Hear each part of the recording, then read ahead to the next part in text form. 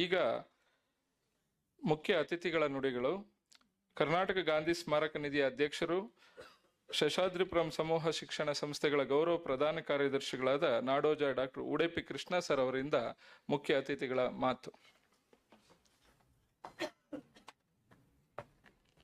ಎಲ್ರಿಗೂ ನಮಸ್ಕಾರ. ವಸಂತ್ ಕುಮಾರ್ ಅವ್ರ ಮಾತುಗಳು ಕೇಳಿ ಬೆಕ್ಕಸ ಬೆರಗಾಗ್ಬಿಟ್ಟಿದ್ದೀನಿ. ಇನ್ನು ನನ್ನ ಸಪ್ಪೆಯ ಮಾತುಗಳು ನಿಮ್ಗೆ ಹೇಗೆ ಅನಿಸುತ್ತೋ ಅನ್ನೋ ಗೊತ್ತಿಲ್ಲ.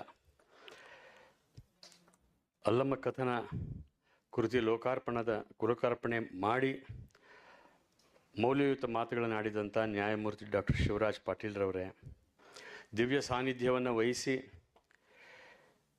ನಮ್ಮೆಲ್ಲರಿಗೂ ಉಪದೇಶ ಮಾಡಲಿರುವ ಪರಮ ಪೂಜ್ಯ ಶ್ರೀ ಸಿದ್ಧಲಿಂಗ ಮಹಾಸ್ವಾಮಿಗಳ ಪಾದಾರವಿಂದಗಳಲ್ಲಿ ನಮಿಸಿ, ಕಾರ್ಯಕ್ರಮದ ಅಧ್ಯಕ್ಷತೆಯನ್ನು ವಹಿಸಿರುವಂಥ ನಾಡೋಜ ಶ್ರೀ ಜಗದೀಶ್ ಶಿವಯ್ಯ ಗುಡುಗುಂಟಿ ಅವರೇ, ನಮ್ಮೆಲ್ಲರನ್ನ ಈ ಕೃತಿಯ ಅಂತರಾಳಕ್ಕೆ ಕರ್ಕೊಂಡು ಹೋದಂಥ ಮಾನ್ಯ ಬಿ ವಿ ವಸಂತ್ ಕುಮಾರ್ ಅವರೇ, ಈ ಕೃತಿಯ ಕರ್ತೃಗಳಾದ ಈ ನಾಡು ಕಂಡಂಥ ಒಬ್ಬ ಅಪರೂಪ ವಿದ್ವಾಂಸರು, ಬಹುಶ್ರುತ ವಿದ್ವಾಂಸರಾದ ಪ್ರೊಫೆಸರ್ ಮಲ್ಲೇಪುರಂ ಜಿ ವೆಂಕಟೇಶ್ರವರೇ, ಇಲ್ಲಿ ನೆರೆದಿರುವಂಥ ಅನೇಕ ಸನ್ಮಿತ್ರರೇ, ನಮ್ಮನ್ನೆಲ್ಲ ಸ್ವಾಗತಿಸಿದಂಥ ಪ್ರಕಾಶ್ ಕಂಬತ್ತಳ್ಳಿ ಅವರೇ, ನಾನು ಪರಮ ಪೂಜ್ಯ ಸ್ವಾಮೀಜಿಯವರನ್ನು ನೋಡಿದ ಕೂಡಲೇ ನನಗೆ ಹಿರಿಯ ಸ್ವಾಮಿಗಳ ನೆನಪಾಯಿತು. ಅವರನ್ನು ಒಂದು 25 ವರ್ಷಗಳ ಹಿಂದೆ ಇರಬೇಕು, ನಾನು ಅವರನ್ನು ಭೇಟಿಯಾದಾಗ ವಿಸ್ತೃತವಾಗಿ ಮಾತನಾಡ್ತಿರುವಾಗ ಅವರೊಂದು ಮಾತು ಹೇಳಿದ್ರು, ಭಾರತ ಬಿಟ್ಟು ಗಾಂಧಿ ಇಲ್ಲ, ಗಾಂಧಿ ಬಿಟ್ಟು ಭಾರತ ಇಲ್ಲ. ಎಂಥ ಅದ್ಭುತವಾದ ಮಾತು ಅವ್ರು ಹೇಳಿದರು. ಅಂದಿನಿಂದ ನಾನು ಯಾವುದೇ ಯುವ ಸಮೂಹವನ್ನು ಉದ್ದೇಶಿಸಿ ಮಾತನಾಡುವಾಗ ನಮ್ಮ ಶಿವಕುಮಾರ ಸ್ವಾಮಿಗಳ ಈ ಮಾತನ್ನು ನಾನು ಹೇಳ್ತಾ ಇರ್ತೇನೆ. ಯಾಕೆಂದರೆ ಗಾಂಧಿಯನ್ನು ಅರ್ಥ ಮಾಡಿಕೊಂಡ್ರೆ ಭಾರತದ ಅಂತರಾತ್ಮವನ್ನು ನೀವು ಅರ್ಥ ಮಾಡ್ಕೊಳ್ತೀರಿ ಅನ್ನುವಂಥ ಆ ಒಂದು ವಿಚಾರ ಅವರು ಎಷ್ಟು ಎರಡೇ ವಾಕ್ಯದಲ್ಲಿ ಎಷ್ಟು ಅದ್ಭುತವಾದ ತತ್ವವನ್ನು ಅವರು ನಮಗೆ ತಿಳಿಸ್ಕೊಟ್ರು ಅನ್ನುವಂಥದ್ದು ಸ್ವಾಮೀಜಿಯವ್ರು ನೋಡಿಕೊಳ್ಳೆ ನೆನಪಾಯಿತು. ಇನ್ನೊಂದು ಘಟನೆ ನಾನು ಹೇಳಬೇಕು. ಸ್ವಾಮೀಜಿಯವರು ನಾನೊಂದು ಸರ್ತಿ ಕಳೆದ 20 ವರ್ಷದ ಹಿಂದೆ ನೆಲಮಂಗಲದಲ್ಲಿ ಒಂದು ಪದವಿ ಕಾಲೇಜು ಆರಂಭ ಆಗಿತ್ತು. ಅಲ್ಲಿಗೆ ನಾನು ವಾರ್ಷಿಕ ಹಬ್ಬಕ್ಕೆ ನನ್ನನ್ನು ಅತಿಥಿಯಾಗಿ ಕರೆದಿದ್ರು, ಹೋಗಿದ್ದೆ. ಆಗ ಸ್ವಾಮಿಗಳು ಬಂದಿದ್ದರು, ಹಿರಿಯ ಸ್ವಾಮಿಗಳು ಶಿವಕುಮಾರ ಸ್ವಾಮಿಗಳು ಅವರು ಬಂದಿದ್ದರು. ಅವತ್ತು ಕಾರ್ಯಕ್ರಮ ಆರಂಭ ಆಯಿತು. ಅದು ಬಯಲಿನಲ್ಲಿ ಆರ್ಗನೈಸ್ ಮಾಡಿದರು, ಶಾಮಿಯಾನೆಲ್ಲ ಹಾಕಿತ್ತು.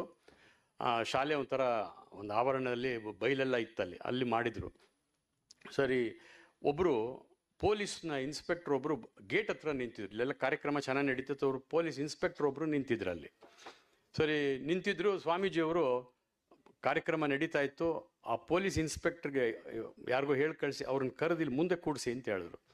ಪಾಪ ಅವ್ರು ಹೇಳಿದ ಕೂಡಲೇ ಅವ್ರು ಹೋಗಿ ಮುಂದೆ ಬಂದು ಕೂತ್ಕೊಂಡ್ಮೇಲೆ ಸ್ವಾಮೀಜಿಯವರು ನನ್ನ ಮಾತಿಗೂ ಮುಂಚೆ ಅವರನ್ನು ಕರೆದ್ರು, ಬನ್ನಿ ನೀವು ಒಂದೆರಡು ಮಾತಾಡ್ಬಿಡಿ, ಆಮೇಲೆ ಅವ್ರು ಮಾತಾಡಲಿ ಅಂತ ಹೇಳಿದ್ರು. ಅವರು ಯಾರು ಅಂತಂದರೆ ಶ್ರೀಮಠದ ಹಳೆಯ ವಿದ್ಯಾರ್ಥಿ, ಒಬ್ಬ ಮುಸ್ಲಿಂ ಜನಾಂಗಕ್ಕೆ ಸೇರಿದಂಥ ಒಬ್ಬ ಇನ್ಸ್ಪೆಕ್ಟರ್. ಆಗ ತಾನೇ ಅವರು ನೆಲಮಂಗಲಾಗೆ ಟ್ರಾನ್ಸ್ಫರ್ ಆಗಿ ಬಂದಿದ್ದರಂತೆ. ಪೇಪರಲ್ಲಿ ಸ್ವಾಮೀಜಿಯವರದ್ದು ಎಂಗೇಜ್ಮೆಂಟ್ ಕಾಲಮ್ನಲ್ಲಿ ಇವತ್ತು ಕಾರ್ಯಕ್ರಮ ಇದೆ ಅಂತ ಗೊತ್ತಾಗಿ ಆತ ಬಂದು ಅಷ್ಟು ಗೌರವದಿಂದ ಬಿಕ್ಕಿ ಹತ್ತಿ ಸ್ವಾಮೀಜಿಯವರು ನಮಗೆಲ್ಲ ಅನ್ನ ರಕ್ಷಣೆ ಕೊಟ್ಟು ನಮಗೆ ವಿದ್ಯೆ ಕೊಟ್ಟಿದ್ದು ಅನ್ನೋ ಮಾತನ್ನು ಹೇಳು. ನಾನು ಸ್ವಾಮೀಜಿಯವ್ರ ಪಕ್ಕದಲ್ಲೇ ಇದ್ದೆ. ಸ್ವಾಮೀಜಿ ಎಂಥ ಅದ್ಭುತ ಕೆಲಸ ಸ್ವಾಮೀಜಿ ಇದು ತಾವು ಮಾಡಿದ್ದೀರಾ ಅಂತ ಅಂದಾಗ ಸ್ವಾಮೀಜಿ ಒಂದೇ ಮಾತು ಹೇಳಿದ್ರು, trying to translate Basava's ideals into action. ಇಂಥ ಮಾತುಗಳು ನಾವೆಲ್ಲ ಕಣ್ಣಾರೆ ನೋಡಿದ್ದನ್ನು. ಹಾಗಾಗಿ ನಾನು ಸ್ವಾಮೀಜಿಯವ್ರು ನೋಡ್ಕೊಳ್ಳೆ ಎರಡು ಸಂಗತಿ ನನಗೆ ನೆನಪು ಬಂತು.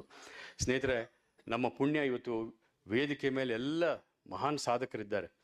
ಜಸ್ಟಿಸ್ ಶಿವರಾಜ್ ಪಾಟೀಲ್ ಅವರ ಹೆಸರಿನಲ್ಲಿ ಸ್ಥಾಪಿಸಿರುವಂಥ ಒಂದು ಪ್ರತಿಷ್ಠಾನ ನಿನ್ನೆ ಭಾರತ ರತ್ನ ಡಾಕ್ಟರ್ CNR ರಾವ್ ಅವರಿಗೆ ಜಸ್ಟಿಸ್ ಶಿವರಾಜ್ ಪಾಟೀಲ್ನ ಪ್ರತಿಷ್ಠಾನದ ಮೊದಲನೇ ಪ್ರಶಸ್ತಿಯನ್ನು ಅವ್ರಿಗೆ ಕೊಡಲಾಯಿತು. ನಾನು ಆ ಕಾರ್ಯಕ್ರಮದಲ್ಲಿ ಇದ್ದು ಕಣ್ತುಂಬಿಸಿಕೊಂಡೆ.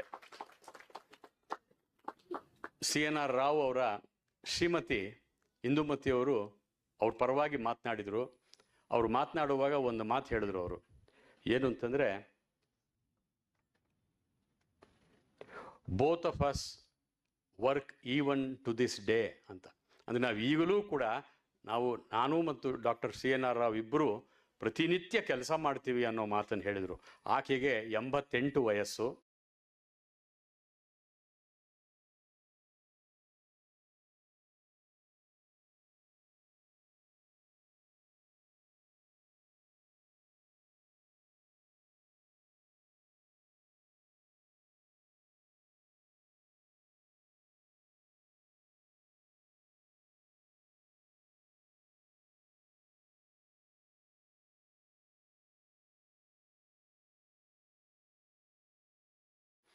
ನಮ್ಮ ಪ್ರೊಫೆಸರ್ CNR ಅವ್ರಿಗೆ 90+ ವಯಸ್ಸು. ಈಗ ನಾನು ಯಾಕೆ ಈ ಮಾತನ್ನು ಪ್ರಸ್ತಾಪ ಮಾಡ್ತಿದ್ದೀನಿ ಅಂದರೆ, ನಮ್ಮ ಮಲ್ಲೇಪುರಂರವರು ನಿವೃತ್ತಿ ಆದ ದಿವಸದಿಂದ ನಾನು ನೋಡ್ತಾ ಇದ್ದೇನೆ, ಅವ್ರು ಇನ್ನು ಸೇವೆಯಲ್ಲಿದ್ದಾಗಿನಿಂದಲೂ ಹೆಚ್ಚು ಅವರು ಬ್ಯುಸಿ ಆಗಿಬಿಟ್ಟಿದ್ದಾರೆ. ಒಂದಲ್ಲ ಒಂದು ಕೃತಿ ಅವರು ತರ್ತಲೇ ಇದ್ದಾರೆ, ಅವರು ಮಾಡ್ತಲೇ ಇದ್ದಾರೆ. ಹಾಗಾಗಿ ಅವರಿಂದ ನಾವು ಕಲಿಬೇಕಾದ ಒಂದು ದೊಡ್ಡ ಪಾಠ ಏನು ಅಂತಂದರೆ, ಸಮಯವನ್ನು ಯಾವತ್ತೂ ಕೂಡ ವ್ಯರ್ಥ ಮಾಡಿಲ್ಲ, ಯಾವತ್ತೂ ಕೂಡ ಸಕಾರಾತ್ಮಕವಾಗಿ ಬಳಸ್ಕೊಳ್ತಾ ಬಂದಿರೋವಂಥದ್ದನ್ನು ನಾನು ಕಂಡಿದ್ದೇನೆ. ಇವತ್ತು ನಮ್ಮ ಶಿವರಾಜ್ ಪಾಟೀಲ್ ಅವರು, ನಾನಾದರೂ ಹೇಳೋದು, ಈಸ್ ಅ ಯೂತ್ ಐಕಾನ್. ಇವತ್ತು ನಮ್ಮ ಸಮಾಜಕ್ಕೊಂದು ಸಾಕ್ಷಿ ಪ್ರಜ್ಞೆಯಾಗಿದ್ದಾರೆ. ಇವತ್ತು ಅವರು ಬರೆದಂಥ ಜೀವನ ಚರಿತ್ರೆ, ಅವರ ಆತ್ಮಕಥೆ ಇವತ್ತು ಅನೇಕ ವಿಶ್ವವಿದ್ಯಾಲಯಗಳಲ್ಲದು ಟೆಕ್ಸ್ಟ್ ಬುಕ್ ಆಗಿ ಪ್ರಿಸ್ಕ್ರೈಬ್ ಮಾಡಿದ್ದಾರೆ. ಅದು ಹೆಚ್ಚು ನಮ್ಮ ಯುವಕರಿಗೆ ಮುಟ್ಟಬೇಕು ಅನ್ನುವ ದೃಷ್ಟಿಯಿಂದ ಅದನ್ನು ಸ್ವಲ್ಪ ಕಂಡೆನ್ಸ್ ಮಾಡಿ ಪುಸ್ತಕವನ್ನು ತಂದಿದ್ದಾರೆ. ಅದು ಈಗ ಹೆಚ್ಚು ಎಲ್ಲ ಯುವಕರಿಗೆ ಮುಟ್ಟಬೇಕು ಅನ್ನುವ ದೃಷ್ಟಿಯಿಂದ ಇವತ್ತೇನಾಗಿದೆ, ಈ ಕಾಲಘಟ್ಟದಲ್ಲಿ ನಾನಾದರೂ ಸಾಮಾಜಿಕ ಕೆಲಸಗಳು ಮಾಡ್ಕೊಳ್ತಾ ಬಂದಿದ್ದೀನಿ. ರಾಜಕೀಯೇತರ, ಸರ್ಕಾರೇತರ, ಮಠೇತರ ಅಂತಂದ್ರೂ ಹೇಳ್ಬೋದು, ನನಗೆ ಗೊತ್ತಿಲ್ಲ ಪದ, ನನಗೆ ಬರೆಸೋದೇನೋ. ಆ ರೀತಿಯಾಗಿ ನಾವು ಕೆಲಸಗಳು ಮಾಡ್ಕೊಂಡು ಬರ್ತಾ ಇರುವಾಗ ನಮಗೆ ಯಾರಪ್ಪ ಒಬ್ಬ ಒಳ್ಳೆ ಐಡಿಯಲ್ ಸಿಗ್ತಾರೆ ಅಂತಂದರೆ, we can see that kind of an ideal leader in justice Shivraj Patil. ಅದು ನನಗಂತೂ ಅವ್ರ ಬಗ್ಗೆ ತುಂಬ ಸಂತೋಷ. ಮತ್ತು ಅವರು ಇವತ್ತು ಎಷ್ಟು ಅದ್ಭುತವಾಗಿ ಮಾತನಾಡಿದ್ರು. ನಿನ್ನೆ ಕೂಡ ಅವರು ಮಾತನಾಡಿದ್ರು, ಇವತ್ತು ಕೂಡ ಮಾತನಾಡಿದರು, ಅದೇ ಉತ್ಸಾಹದಿಂದ ಮಾಡಿದ್ದಾರೆ. ನಮ್ಮ ಮಲ್ಲೇಪುರಂ ಅವ್ರು ನೋಡಿದಾಗ ಅವರಿಗೆ ವೃತ್ತಿ ಪ್ರವೃತ್ತಿ ಎರಡೂ ಒಂದೇ ಆಗಿದ್ದರಿಂದಲೇ ಅವರು ಅಷ್ಟೆಲ್ಲ ಹೆಸರು ಮಾಡಿದರು, ವಿಶ್ವವಿದ್ಯಾಲಯ ಕಟ್ಟಿದ್ರು, ಅಷ್ಟೊಂದೆಲ್ಲ ಕೆಲಸ ಮಾಡಿದರು. ಆದರೆ ಯಾರು ಪ್ರವೃತ್ತಿಯನ್ನು ಕಟ್ಕೊಳ್ತಾರೆ ಅವರಿಗೆ ನಿವೃತ್ತಿ ಅನ್ನೋದೇ ಇರೋದಿಲ್ಲ. ಹಾಗಾಗಿ ನಮ್ಮ ಮನಸ್ಸಿನಲ್ಲಿ ಆಳವಾದಂಥ ಏನೋ ಒಂದು ಬಯಕೆ ಇರ್ತದೆ, ಅದನ್ನು ಯಾವತ್ತೂ ನಾವು ಪರ್ಸೂ ಮಾಡ್ತಾ ಇದ್ದರೆ ನಾವು ಹೆಚ್ಚು ಸಾಧನೆ ಮಾಡಬಹುದು ಅನ್ನುವಂಥದ್ದು. ಈ ಜಸ್ಟಿಸ್ ಶಿವರಾಜ್ ಪಾಟೀಲರು ಬೆಸ್ಟ್ ಸೆಲ್ಲಿಂಗ್ ಬುಕ್ಸ್ ಬಗ್ಗೆ ಮಾತನಾಡಿದರು. ಈಗೊಂದು 15 ವರ್ಷದ ಹಿಂದೆ ಒಂದು ಬೆಸ್ಟ್ ಸೆಲ್ಲರ್ ಅಂತ ಒಂದು ಟೈಟಲ್ ಬಂದಿತ್ತು. ಅದೇನು ಅಂತಂದರೆ, ಹೌ ಟು ಕಮಿಟ್ ಸೂಯಿಸೈಡ್. ಪ್ರಪಂಚದ ಅತಿ ಹೆಚ್ಚು ಮಾರಾಟವಾದಂಥ ಪುಸ್ತಕ ಅದು. ನಾನು ಯಾಕೆ ಈ ಮಾತನ್ನು ಹೇಳ್ತಾ ಇದ್ದೇನೆ ಅಂತಂದರೆ, ನಾವು ಅಂತಹದ್ದನ್ನು ತಡೆಗಟ್ಟಬೇಕಾದ್ರೆ ಅದಕ್ಕೆ ಬೇಕಾಗಿರತಕ್ಕಂಥ ಮೂಲ ದ್ರವ್ಯ ಅಧ್ಯಾತ್ಮ. ಇವತ್ತು ನಮ್ಮ ಶಿಕ್ಷಣ ಕೂಡ ಯಾಕೆ ಇಷ್ಟು ಒಂದು ರೀತಿ ಡ್ರೈ ಆಗಿದೆ ಅಂತಂದರೆ, ಅಲ್ಲಿ ಅಧ್ಯಾತ್ಮದ ಲೇಪನ ಇಲ್ಲ. ನಮ್ಮ ಮಲ್ಲೇಪುರಂ ಅವರ ಎಲ್ಲ ಲೇಖನಗಳನ್ನು ನೋಡಿ, ಬ್ರಹ್ಮಯಾನ ಇರ್ಬೋದು, ಅನೇಕ ಕೃತಿಗಳನ್ನು ನೋಡಿ, ಅದು ಎಲ್ಲದರಲ್ಲೂ ಕೂಡ ಆ ಆಧ್ಯಾತ್ಮಿಕ ಲೇಪನ ಇರೋದ್ರಿಂದಲೇ ಅವೆಲ್ಲವೂ ಕೂಡ ಅಷ್ಟು ಘನವಾಗಿ ಎದ್ದು ಕಾಣುವಂಥದ್ದನ್ನು ನಾವು ನೋಡ್ತೇವೆ. ಕುವೆಂಪು ಅವ್ರಿಗೂ ಕೂಡ ಅಷ್ಟೇ, ಅವರ ಎಲ್ಲ ಕೃತಿಗಳಲ್ಲಿ ನಾವು ಕಾಣುವಂಥದ್ದು ಒಂದು ದೊಡ್ಡ ಶಕ್ತಿ, ಒಂದು ಆಧ್ಯಾತ್ಮಿಕ ಶಕ್ತಿ ಅಂತ ಹೇಳಿ ನಾನಾದರೂ ಕೂಡ ಅಂದ್ಕೊಂಡಿದ್ದೇನೆ. ಅನುಭವ ಎರಡೂ ಇರುವಂಥ ವ್ಯಕ್ತಿಯಿಂದ ಬಂದಂಥ ಕೃತಿಗಳು ಯಾವತ್ತೂ ಕೂಡ ಮೇರು ಕೃತಿಗಳಾಗ್ತವೆ ಅಂಥೇಳಿ ನಾನಾದರೂ ಕೂಡ ಅಂದ್ಕೊಂಡಿದ್ದೇನೆ. ಮಲ್ಲೇಪುರಂ ಅವರು ಅವರ ಮೊದಲ ವೇದಾಂತದ ಪಾಠಗಳನ್ನು ರಾಮಕೃಷ್ಣಾಶ್ರಮದಲ್ಲಿ ಅವ್ರಿಗಾಯಿತು. ಅವರು ಸನ್ಯಾಸಿ ಆಗಬೇಕು ಅಂತ ರಾಮಕೃಷ್ಣಾಶ್ರಮಕ್ಕೆ ಹೋದರು. ಹೋದಂಥ ಸಂದರ್ಭದಲ್ಲಿ ಅವರ ತಾಯಿಯವರ ಒತ್ತಾಸೆಯಿಂದ ಅವರು ವಾಪಸ್ಸು ಸಂಸಾರದ ಮಾರ್ಗಕ್ಕೆ ಬಂದರು. ನಾನೆಲ್ಲೋ ಓದ್ತಾ ಇದ್ದೆ, ಅಲ್ಲಿ ಒಬ್ಬ ಸನ್ಯಾಸಿ ಆದವರು ಯಾರ ಮಾತು ಕೇಳಬೇಕಾಗಿಲ್ಲಂತೆ, ನಾನು ಸನ್ಯಾಸಿ ಆಗಬೇಕು ಅಂತಂದರೆ.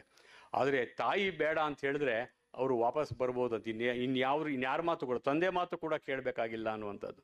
ಹಾಗಾಗಿ ಅವರ ತಾಯಿಯ ಮಾತಿಗೆ ಅವರು ಇವತ್ತು ಬೆಲೆ ಕೊಟ್ಟು ಸಂಸಾರ ಮಾರ್ಗಕ್ಕೆ ಬಂದು ನಮಗೆಲ್ಲ ಇಷ್ಟು ಅದ್ಭುತವಾದಂಥ ಆಧ್ಯಾತ್ಮಿಕ ವಸ್ತುವನ್ನು ನಮಗೆಲ್ಲ ಕೊಟ್ಟಿರುವಂಥ ಮಲ್ಲೇಪುರಂರವರಿಗೆ ನಾವು ಎಷ್ಟು ಕೃತಜ್ಞರಾಗಿದ್ದರೂ ಕೂಡ ಸಾಲದು ಅಂತ ಹೇಳಿ ನಾನಾದರೂ ಕೂಡ ಅಂದ್ಕೊಂಡಿದ್ದೇನೆ. ನನಗೆ ಮಲ್ಲೇಪುರಂರವರಿಂದ ಸಿಕ್ಕಿರ್ತಕ್ಕಂಥದ್ದು ಪ್ರೀತಿ, ಅಪಾರವಾದ ಪ್ರೀತಿ.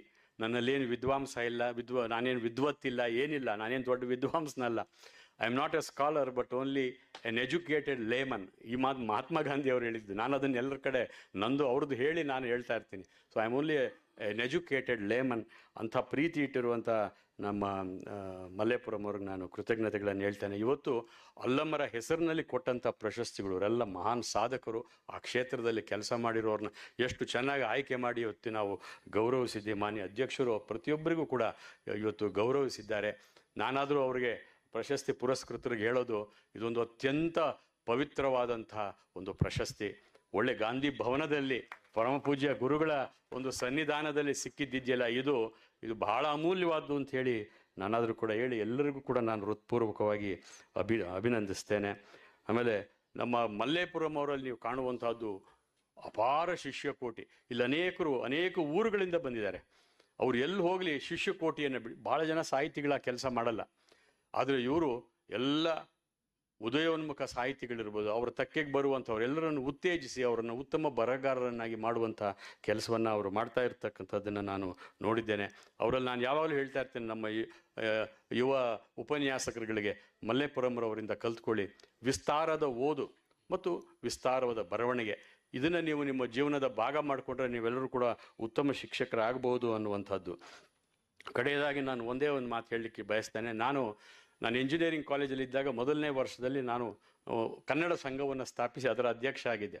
ಆಗ ನಾವು ಕನ್ನಡ ಸಂಘದ ಕಾರ್ಯಕ್ರಮಕ್ಕೆ ಗೋಪಾಲಕೃಷ್ಣ ಅಡಿಗರನ್ನು ಕರೆದಿದ್ವಿ. 1981 ಅಡಿಗರು ಬಂದು ಮಾತನಾಡಿ ಎಲ್ಲರಿಗೂ ಅವರು ಒಂದು ಮಾತು ಹೇಳಿದ್ರು. ನಾವು ಆಹ್ವಾನ ಮಾಡೋಕ್ಕೆ ಹೋದಾಗಲೇ ಅವ್ರು ಹೇಳಿದ್ರು, ನನ್ನ ಎಲ್ಲ ಕೃತಿಗಳ ಒಂದು ಪ್ರತಿಯನ್ನು ನಿಮ್ಮ ಲೈಬ್ರರಿ ಖರೀದಿ ಮಾಡಬೇಕು ಅಂತ. ನಾವು ಪ್ರಾಂಶುಪಾಲರನ್ನು ಕೇಳಿದ್ರು, ಅವ್ರು ಒಪ್ಪಿದ್ರು, ನಾವೆಲ್ಲ ಖರೀದಿ ಮಾಡಿದ್ವಿ. ಅವತ್ತು ನಮಗೆಲ್ಲ ಒಂದು ಪ್ರತಿಜ್ಞೆ ಮಾಡಿಸಿದರು. ಏನು ಅಂತಂದರೆ, ನೀವೆಲ್ಲರೂ ಕೂಡ ಕನ್ನಡ ಪುಸ್ತಕವನ್ನು ಕೊಂಡೇ ಓದಬೇಕು ಅಂತ. ಇದೊಂದು ದೊಡ್ಡ ಪಾಠ. ನಾನು ಅದನ್ನು ಅನುಸರಿಸ್ತಾ ಬಂದೆ. ಆದರೆ ಕೆಲವರು ನನಗೆ ಗಿಫ್ಟ್ ಆಗಿ ಕೊಟ್ಟರೆ ಅದನ್ನು ನಾನು ನಿರಾಕರಿಸ್ಲಿಕ್ಕಾಗಲ್ಲ, ಅದನ್ನು ನಾನು ತಗೋತೇನೆ. ಆದರೆ ಒಟ್ಟಾರೆ ಪುಸ್ತಕವನ್ನು ಕೊಂಡು ಓದಬೇಕು. ನಾವು ನಮ್ಮ ಹಣ ಹಾಕಿ ಅದರ ಮೇಲೆ ಕೊಂಡು ಓದಿದಾಗ ಅದು ನಮ್ಮದಾಗತ್ತೆ, ಭೌತಿಕವಾಗಿ ಅದು ನಮ್ಮದು ಅನಿಸುತ್ತೆ. ಅದನ್ನು ಹೆಚ್ಚು ನಾವು ಓದಿ ಅದನ್ನು ಪ್ರೀತಿಯಿಂದ ಮಾಡಲಿಕ್ಕೆ ಆಗ್ತದೆ. ಅದರಿಂದ ಈ ಪುಸ್ತಕವನ್ನು ಎಲ್ಲರೂ ಕೂಡ ಖರೀದಿ ಮಾಡಿ ಓದುವಂಥದ್ದು ಅಂತ ನಾನಾದರೂ ಕೂಡ ಅಂದ್ಕೊಂಡಿದ್ದೇನೆ. ಒಂದು ಅಡ್ವಾನ್ಸ್ ಕಾಪಿಯನ್ನು ಮಲ್ಲೇಪುರಂ ಅವರು ನನಗೆ ಕೊಟ್ಟಿದ್ದರು, ಓದಿದೆ. ಇವಾಗ ಕವರ್ ಪೇಜ್ ನೋಡಿ ನಮ್ಮ ಸ್ವಾನ್ ಕೃಷ್ಣಮೂರ್ತಿ ಏನು ಅದ್ಭುತವಾಗಿ ಮಾಡಿದ್ದಾರೆ. ಆ ಪುಸ್ತಕ ಕೈಯಲ್ಲಿ ಹಿಡಿಯೋದೇ ಒಂದು ಆನಂದ. ಅದು ಮೊದಲನೇ ಸ್ಟೆಪ್, ಅದು ಆಗಬೇಕು. ಆಮೇಲೆ ಆ page layout, font size, printing, ಎಲ್ಲವೂ ಅದ್ಭುತಾನೆ. ಅಷ್ಟು ಚೆನ್ನಾಗಿ ಮಾಡಿದ್ದಾರೆ. ಈ ಕೃತಿ ಎಲ್ಲ ಕನ್ನಡಿಗರ ಮನೆಗಳಲ್ಲಿ ಬೆಳಗಲಿ, ಅಲ್ಲಮರು ಎಲ್ಲರಿಗೂ ಹತ್ತಿರ ಆಗಲಿ ಅನ್ನುವಂಥ ಮಾತು ಹೇಳಿ ಮತ್ತೊಮ್ಮೆ ನಾನು ನಮ್ಮ ಮಲ್ಲೇಪುರಂರವರ ಹುಟ್ಟುಹಬ್ಬಕ್ಕೆ ಶುಭಾಶಯಗಳನ್ನು ತಿಳಿಸಿ ನಾನು ಮಾತನಾಡಿಸ್ತೇನೆ. ತಮ್ಮ ಬೆಳಕಿನಂತಹ ಮಾತುಗಳ ಮೂಲಕ ಸಭೆಗೆ ಬೆರಗನ್ನ ತಂದವರು ನಾಡೋಜ ಉಡುಪಿ ಕೃಷ್ಣ ಸಾಹೇಬರು. ಶೇಷಾದ್ರಿಪುರಂ ಸಮೂಹ ಸಂಸ್ಥೆಗಳ ಒಂದು ಕ್ರೀಡಾ ಪೋಷಕ ಪ್ರಶಸ್ತಿಯನ್ನ ಸರ್ಕಾರ ಇವತ್ತು ಘೋಷಣೆ ಮಾಡಿದೆ.